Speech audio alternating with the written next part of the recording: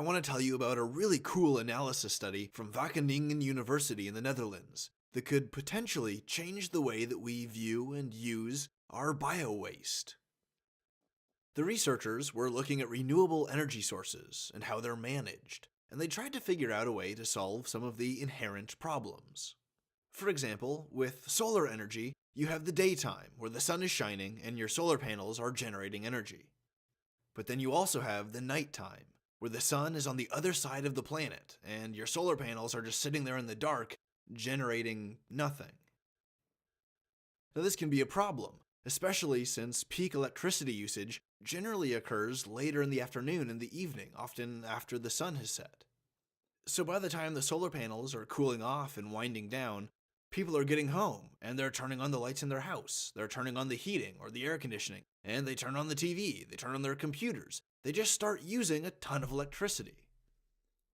So the question is, how do you fill the gap between the electricity being produced and the electricity that's demanded? That's a big question that a lot of renewable energy researchers are trying to tackle. And this study, published in Biomass and Bioenergy, looked at food waste and garden waste coming out of urban centers as a potential source of bioenergy.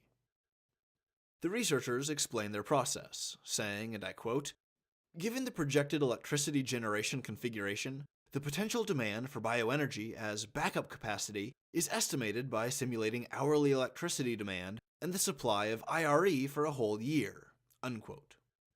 I should clarify that when they say IRE, they're talking about intermittent renewable electricity, which is like solar energy. In a more general sense, what they're saying is that they looked at the energy provided by the intermittent renewable electricity sources, like wind and solar, and calculated how much waste biomass is necessary to provide the required energy to fill the gap.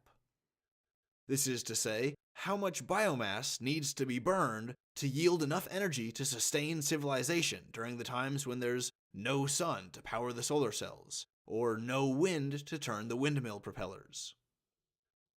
The researchers say, and I quote, "The complementarity of wind and solar energy is found to reduce the demand for backup capacity from bioenergy. An extreme weather day with hardly any wind and solar energy supply requires about 2,800 ton waste biomass per day in an emission reduction scenario, and 1,300 ton waste biomass per day in a renewable energy quota scenario, respectively. The average daily waste biomass generated in the city is about 1,400 ton." Unquote. The city they're talking about is Wageningen in the Netherlands, which has a population of a little under 40,000. So the daily biomass waste produced by a city of a little under 40,000 would just barely be enough to cover the energy needs in a renewable energy scenario. And only then if they can keep consistently producing that much biomass waste day after day. In reality, the rate of biomass waste production, it varies depending on the time of year, because of things like holidays, breaks from work or school, or maybe fads like gardening really comes into style, or any kind of thing that would have people producing more or less biomass waste from their kitchens or their gardens. Clearly, this shows that this concept wouldn't be able to fill in the cyclical energy needs entirely, especially in a larger city with like millions of people. So the details definitely still need to be worked out. However, this is a really interesting concept that I hope people work with and build off of. Our biomass waste from our gardens and our kitchens, and perhaps even from our toilets, is a carbon-neutral energy source. And if we can somehow figure out the logistics of it, recycling our compostable waste into energy is a brilliant step in the road towards clean, sustainable energy that can power our cities and our civilization. We need more ideas like this, and we need more people thinking about how we can utilize our waste or our byproducts in a more ecologically sustainable fashion.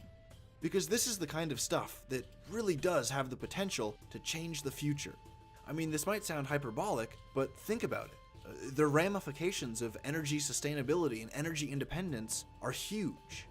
If a theoretical city can sustain itself, can sustain all of its energy needs with renewable energy sources during the day, and by burning their own waste biomass during the night, in addition to any other non-periodical renewable energy sources like hydro, the water currents keep flowing at night, you could use this to fill that gap. and you could become energy independent. And then you wouldn't have to rely necessarily on oil and gas. And all of a sudden that opens up a lot of political opportunities. It opens up a new political landscape that we aren't really used to.